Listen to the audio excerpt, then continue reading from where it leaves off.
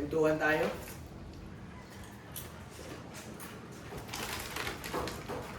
Meron sa akin nagtanong nung nakaraan sa tambayan. Sabi niya, Dok, di ba mekaniko ka? Ay ko, oo. Sabi niya, hindi kahit saan mo nadalhin niya kotse mo. Ito yung dala ko nun sa tambayan, sa NU. Sabi ko, sa totoo lang, sa lumang kotse, medyo unpredictable yung mga mangyayari sa kanya. Malibang sure ka na, napalitan mo ng brand new lahat yan. Anong brand new, sabi niya? Anong lahat, Dok? Sabi ko, brake system, sa transmission, sa makina, sa fuel system. Wala naman kasi itong clutch kasi automatic to eh. Sa electricals, sa cooling system. Sabi ko, pag lahat yan napalitan mo na ng bago, kasi 1970s to. So pag ganyan 1970s, hindi mo masasabi na kahit saan mo nadalhin. Balibasa mekaniko ka, kahit saan mo dalhin. Hindi po. Ang mga times na tinirig ako nito, unang-una, gasoline, diesel. Sa fuel gauge, mayroon pang 1/4. Pero, sa totoo, wala na pala laman. Kaya tumirik ako. Yun yung unang tirik ko dito. Change engine na kasi to, diesel turbo na to. 3.0 turbo diesel. Mga ginagamit sa Hilux Surf, Land Cruiser, High Ace, yan. Pregio ba yan eh? Basta yung van na maliit na Toyota. Pregius pa parang ganon. Regius, parang ganon. Toyota Regius, parang Lucida. Anyway, sunod na tinirig ako nito, overheat. Yung clamp, dun sa cooling system, pumutok, nahila yung hose, kasi yung electronic fan na ginawa ko, nagloko yung wiring o yung relay. So, pinalta ko rin yun ng bago.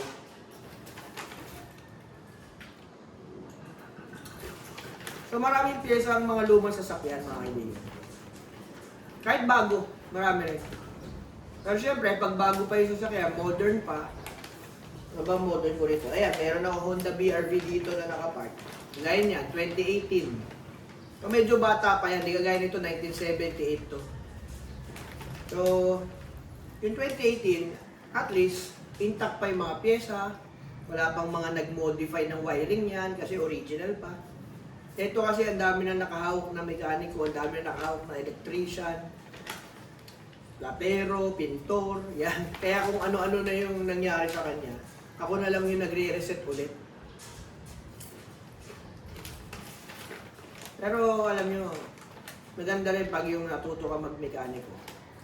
Madalas, kapag tumiri ka, maiuuwi mo yung sasakyan. Kagaya ng mga nangyari sa akin dito. Tumirik, pero naiuwi ko. Kasi alam ko yung gagawin. So, nasiraan ako, fuel gauge, nagloko, ng diesel. Electrical, nagka-problema, nag-overheat. Sumunod na tirik ko dito, ganun ulit. Naubusan ulit ng diesel sa expressway. Napanood nyo naman siguro yun. Yung nandun na yung towing. Nakiusap lang ako, pwede ba parating na kasi yung diladalang diesel ng tropa. Hintay na lang. So, pinayagan naman. Pagsali ng diesel, ayun, umandar na ulit. Yun lang, hindi na ako itinirik nito ulit eh. Yun na lang naman. Pero minsan, trouble, kapit ang preno, umuusok ang preno. So sa brake parts, bago na rin lahat to. Mga hose, brake shoe, brake pad, caliper, napalitan ko na rin ng pang modern. So, unti-unti, nagiging bago. Sa ngayon, siguro status nito,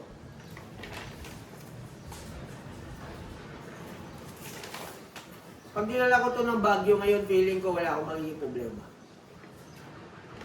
Yun naman talaga yung pinaghahandaan ko eh, sa totoo lang. Si Starira, yung Starlet ko, 1980, 1981 Toyota Starlet. Nadala ko na yun ng Baguio, nadala ko yun ng La Union. Diretso yun, walang tigil yun. Hataw kung hataw. Ang pahinga lang, ihi lang. Tapos takbo ulit. So, nakakatuwa kasi ako na lang yung luma.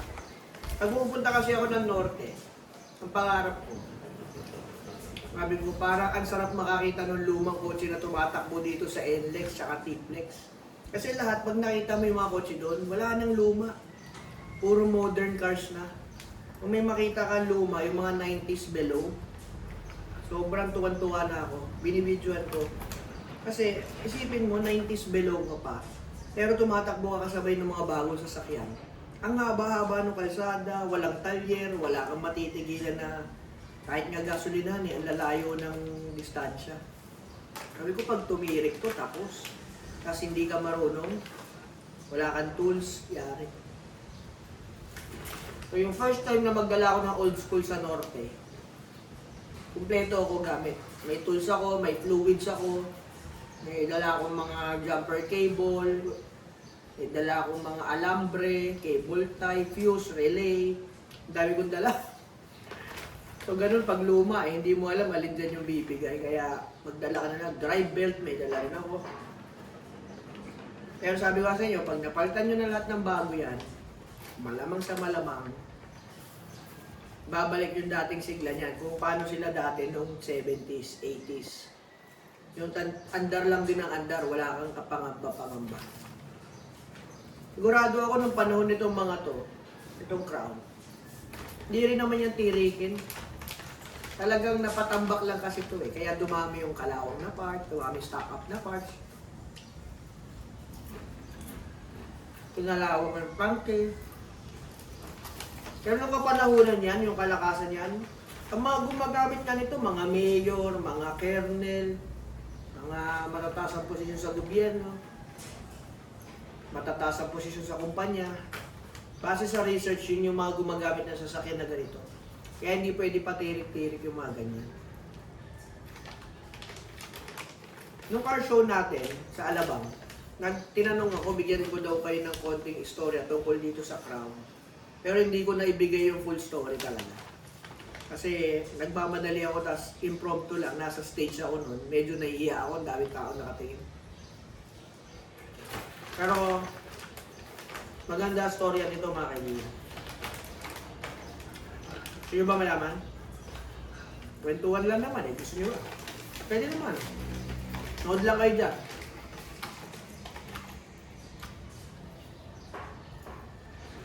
Sensya, di pa ako nagtatanghalian ha. Sila kinain ko muna. So Sunday ngayon. Pag Sunday, walang talyer, walang mga negosyo natin, sarado lahat. Lazada, Shopee, sarado. So nandito lang tayo.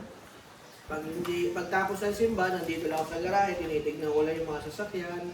Nililista ko kung ano yung mga kailangan gawin sa kanila. Kagaya nito, kaya ito nandito sa ICU ngayon. Tagas yung transmission oil pan. So, nire-reseal namin yung transmission. Meron tagas. Ayun nga, gusto nyo malaman yung kwento nito? Itong kotse na to, customer ko na ito, wala pang EasyWorks garage. Yung may-ari nito ay tatay ng best friend ko nung high school. MJ.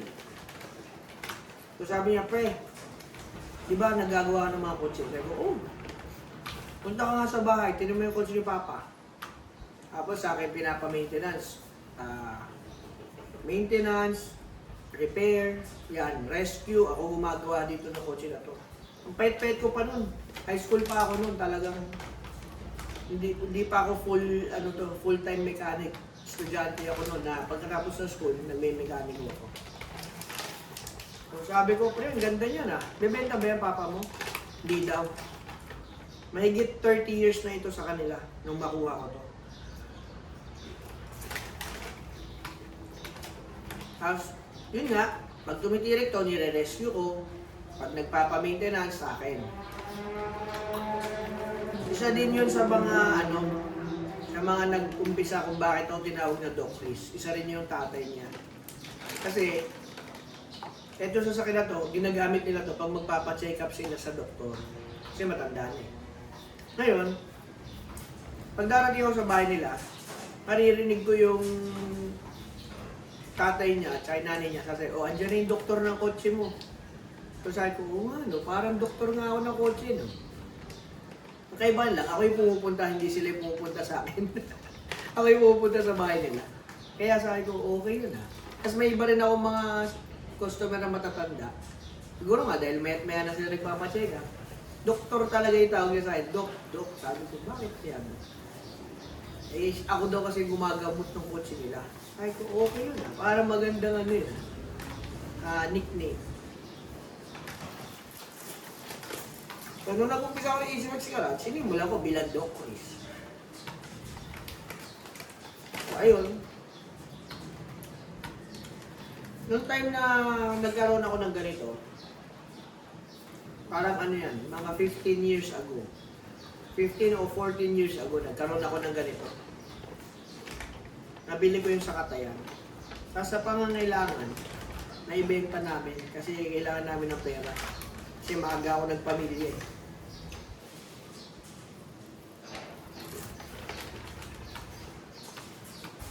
Naibenta ko yun. Sabi ko, balang araw, bibili ulit ako ng ganyan. Eh, malakas sa gas. 2.0, de gasolina.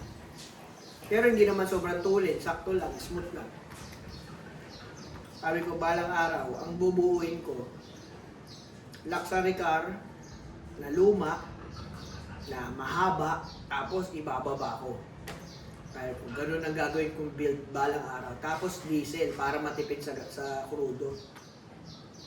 So, ayan, lumipas sa ilang taon. Napili ko ito. Parang 3 years na yata ito sa akin. 3 years na. So, ang matagal yung restoration ng body. Kasi maraming bulok, strip to metal. Bumili pa ako ng isang ganito. Yun nga yung mukha nito. Iba yung mukha nito nung mabili ko to. Yan yung parang Mercedes-Benz, yung malaki yung grill. Yun ang mukha niya. Eh, ayoko nung ganung mukha ng Crown. Gusto ko yung ganito. Yung pahaba lang yung grill niya. Parang Dodge Charger na luma. Ay, gusto ko yung parang muscle car. Kasi wala akong pambili ng muscle car. Pag mumukay ko na siya muscle car. Tapos yun, pinalta ng muka, fender, lahat ng pinto, kinuha ko dun sa donor car kasi masariwa yun. Bumili ako ng isang donor car. Kulay pula. Low mileage yun, kaya lang napatambak din. So ayan, nag-iba yung mukha niya. Nakuha ko naman yung gusto ko. Tapos sabi ko, gusto ko i-change engine ko na to ng diesel, pero automatic. Para komportable kahit ma-traffic. Diba? Sabi ko, gusto ko yung malakas na diesel, yung naka-turbo. E di search ako, ano ba mga makina ng Toyota na pwede bang convert dito? Innova, medyo mahal. Pero gusto ko talaga makina ng Innova na automatic. Para modelo na, wala na akong kakaba-kaba kahit sa makarating. Sabi ko, hindi, meron pa yan. Okay din yung mga lumang diesel kasi walang mga sensor-sensor na maselan.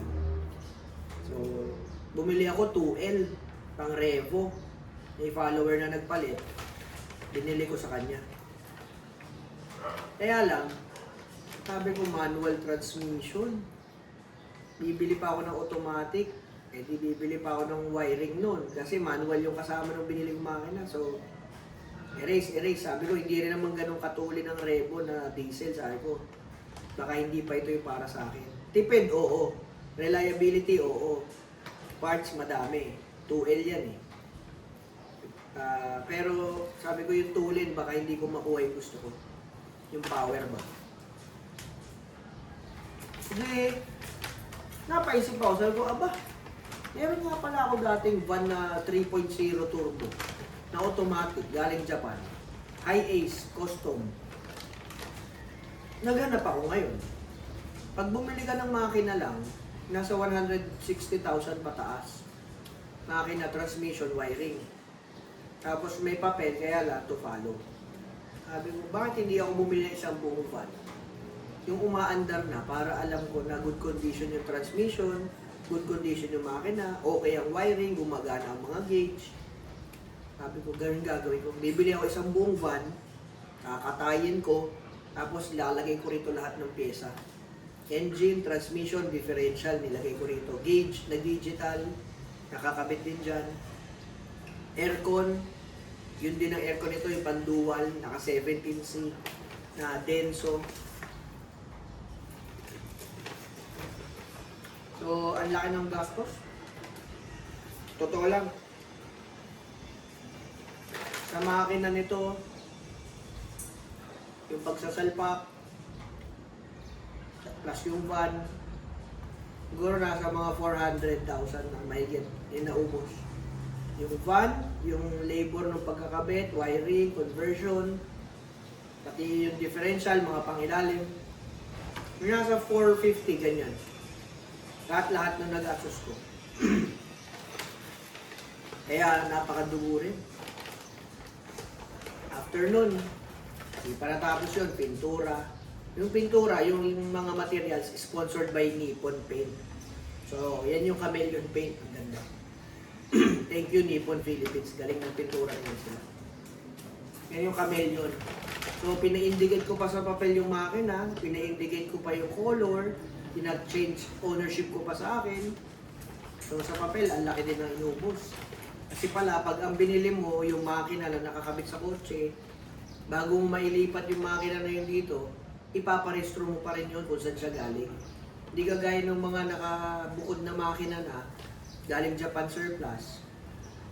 Yung invoice noon, yun lang yung ipapasa mo. Pero pag galing sa isang sasakyan din, i-re-registro mo rin yung pinanggalingan, i-re-registro mo rin to. So, doble-doble. Buro sa papel, ang laki rin ang inaabot. Basta, ang laki. Ang tagal din. Nagkahigpitan, di ba? So sabi ko, hindi ko ito magagamit hanggat hindi naka-change ownership, hindi naka-transfer yung engine, hindi naka-indicate yung color. Ay ko, delikado, mainit sa mata. Kaya hindi ko ito nilabas ng mga nakaraan pa. Pero ngayon, naka-indicate na lahat, engine, color, tapos sa akin na nakapangalan. Ay ko, kahit saan ko ito dalhin, kahit ma-checkpoint, walang problema.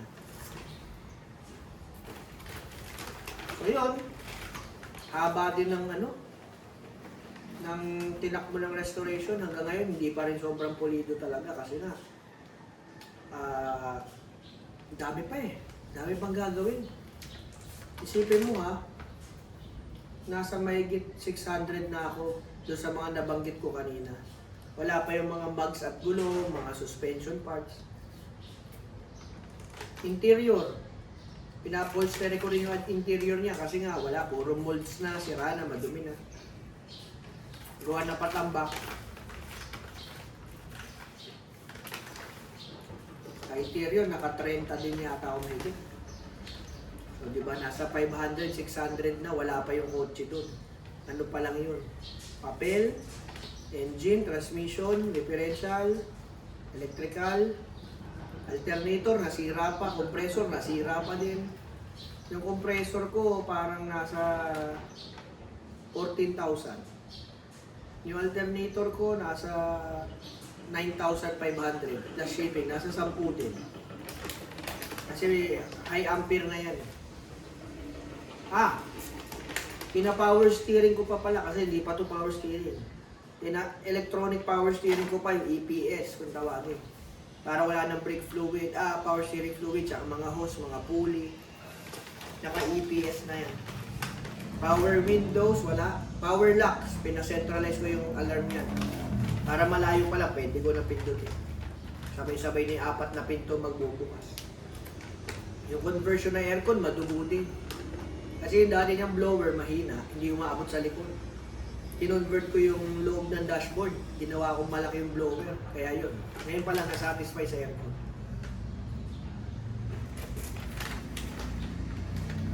Dami. Pag luma, ultimo mga goma-goma. Puro biyak-biyak na, kaya palit lahat. Dami parts. So kung makakompute yung mga sinabi ko, mugs, tires, paiba-iba. Yung gulong ko ngayon kay Cylon galing. So thank you Cylon. Pero yung mga nakaraan yung set binili.